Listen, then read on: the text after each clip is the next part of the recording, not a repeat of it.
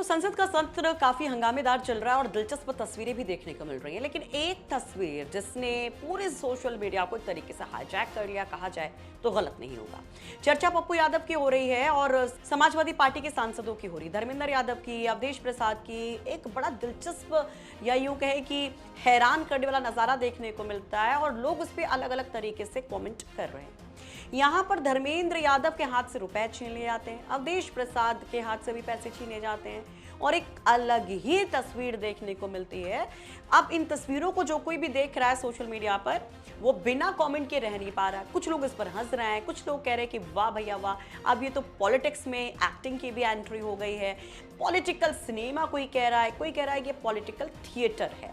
अलग अलग तरीके से लोग यहाँ पर इसको संबोधित कर रहे हैं, लेकिन हुआ क्या, एक्चुअल में क्या सिचुएशन थी और क्यों धर्मेंद्र यादव, अवधेश प्रसाद सरीखे समाजवादी पार्टी के सांसद यूं चर्चा में आए, आपको बताते हैं।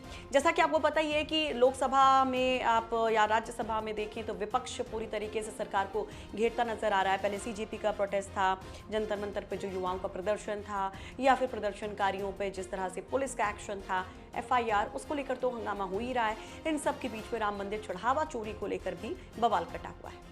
लेकिन एक अलग पिक्चर तब देखने को मिलती है जब आज यानी कि शुक्रवार को सदन की कार्यवाही शुरू होने से पहले संसद परिसर के बाहर तमाम सांसद इकट्ठा होते हैं।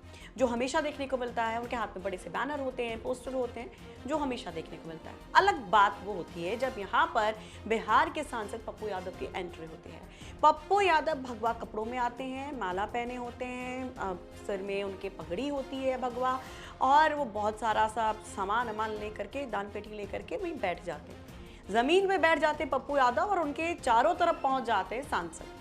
कुछ लोग उनको दान पेटी में पैसा डालने लगते हैं, कुछ लोग उनको वहां पर उठाने की कोशिश करते रहते हैं। दिलचस्प बात ये होती है जब धर्मेंद्र यादव और यहाँ पर अवधेश प्रसाद पहुंचते हैं तो वो दान पेटी में जब पैसा डालने की कोशिश करते हैं तो पप्पू यादव उनका हाथ पकड़ लेते हैं और उनसे पैसा छीन लेते हैं। दरअसल ये सारा सब कुछ जो हुआ था वो एक संदेश देने के लिए था, सरकार पर बड़ा हमला करने के लिए था, राम मंदिर चढ़ावा चोरी को लेकर। और सिंबॉलिक यानी कि सांकेतिक ये एक प्रदर्शन था विपक्ष का, जिसमें पप्पू यादव बनते हैं वो सन्यासी, वो पुजारी जिनके ऊपर लगता है आरोप कि उन्होंने लूट मार कर ली।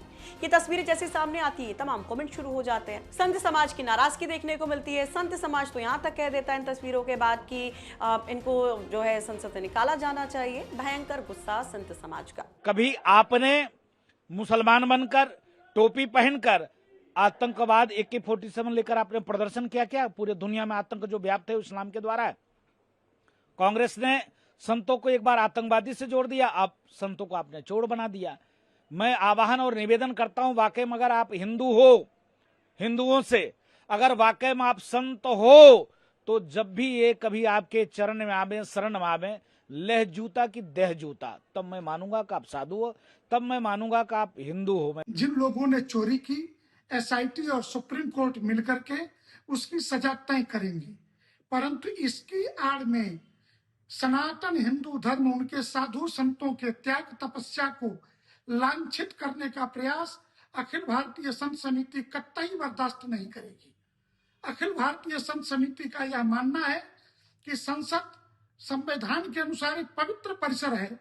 इस पवित्र परिसर का उपयोग अगर राष्ट्र विरोधी, सनातन विरोधी और देश के बहुसंख्यक हिंदू समाज की भावनाओं को कुचलने के लिए, उनको अपमानित, लांछित करने के लिए पप्पू यादव जैसे अपराधियों के द्वारा किया जा रहा है, तो मैं महामहिम राष्ट्रपति महोदया और लोकसभा अध्यक्ष दोनों से यह मांग करूंगा कि ऐसे सांसदों की संसद सदस्यता बर्खास्त होनी चाहिए।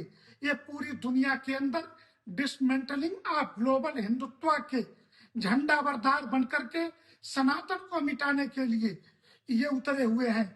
आगे दिलचस्प तस्वीर तब होती है जब अवधेश प्रसाद आकर के पप्पू यादव का गला पकड़ लेते हैं और यहाँ पर ये संदेश देने की कोशिश की जाती है कि लूटपाट कर रहा ये जो सन्यासी है, भगवाधारी है, उसको पकड़ा गया और लोग इस पे चुटकी लेते हैं। देखिए, कुमार गौरव नाम के एक सोशल मीडिया यूजर लिखते हैं कि पुजारी के वेश में बैठे पप्पू यादव के पास जैसे ही दान पात्र में चढ़ावा डाला गया, पप्पू यादव ने चढ़ावे को अपनी जेब में डाला, हंगामा मच गया, चढ़ावा चोर किनारे लगे और इस बीच समाजवादी पार्टी के सांसद अवधेश प्रसाद ने उनका गला पकड़ लिया। इस पर पप्पू यादव ने कहा, अयोध्या वालों ने पकड़ लिया, चंदा चोरी करते हुए पकड़ लिया। मकर द्वार पर कुछ मिनटों के लिए ऐसा लगा मानो संसद में राजनीतिक थिएटर का लाइव शो चल रहा है। सवाल यह है कि सिर्फ विरोध था या 2027 की सियासत की नई पटकथा। इस पर लक्ष्मण यादव कहते हैं, आज संसद में विपक्ष ने ऐसा प्रतीकात्मक शॉट प्ले किया जिसने सत्ता पक्ष की बेचैनी बढ़ा दी। सांसद पप्पू यादव पुजारी के वेश में दान पात्र को लेकर आए। समाजवादी पार्टी समेत विपक्षी दलों के सांसदों ने उसमें चंदा डाला। फिर पुजारी बने पप्पू यादव ने अयोध्या के सांसद के पैर भी छुए, लेकिन अगले ही पल दान पात्र उठाकर भाग निकले। पूरा दृश्य उस सवाल पर तीखा राजनीतिक व्यंग था जो पिछले कई दिनों से देश भर में चर्चा का विषय बना हुआ है कि आखिर राम भक्तों का चढ़ावा और दान कहां गया। रिस्की यादव कहते हैं, संसद भवन में कल सपा सांसदों ने दान पेटी लेकर प्रदर्शन किया था। आज पप्पू यादव चंपत बंसल बनकर बैठे हैं। सारे सांसद चंदा देने आते हैं, दान भी दिया जाता है, सुरक्षा भी लगी हुई है, फिर भी चढ़ावा गायब हो जाता है। लेकिन थोड़ा अंतर है, इस बार चंदा चोरी कैमरे पर पकड़ी जाती है। उमा शंकर सिंह नाम के इस पत्रकार चुटकी लेते हुए कहते हैं, चंदा चोरी मामला संभवतः टिन्नू यादव की निशानदेही पर पप्पू यादव को पकड़ा गया। संसद में गजब की नाट्य प्रस्तुति, और वो लिखते हैं, नया डिस्क्लेमर, इस नाटक के सारे पात्र काल्पनिक नहीं है, कुछ की समानता असल जिंदगी की चंदा चोरों से है। तो यहाँ पर देखिए, इस पे लोग अलग अलग तरह से कमेंट कर रहे हैं, लेकिन दिलचस्प तस्वीर होती है जब पप्पू यादव अवधेश प्रसाद का पैर छू रहे होते हैं, बल्कि उनके पैरों पर लेट तक जाते हैं। और वो तस्वीर कहा जाता है कि दरअसल यहाँ पर जो 2024 में बड़ी जीत समाजवादी पार्टी के दलित चेहरे को मिली थी, अवधेश प्रसाद को मिली थी, उसको दिखाने की कोशिश की गई है। और जो पहले भी अखिलेश यादव की तरफ से कहा गया था कि असली अयोध्या नरेश ये है, और उस पर काफी बवाल भी छिड़ा था। लेकिन चंदा चोरी को लेकर जो अलग अलग तरीके से घेरने की कोशिश विपक्ष की तरफ से की जा रही है, उस पर आप क्या कहेंगे? कमेंट बॉक्स में अपनी राय जरूर रखें।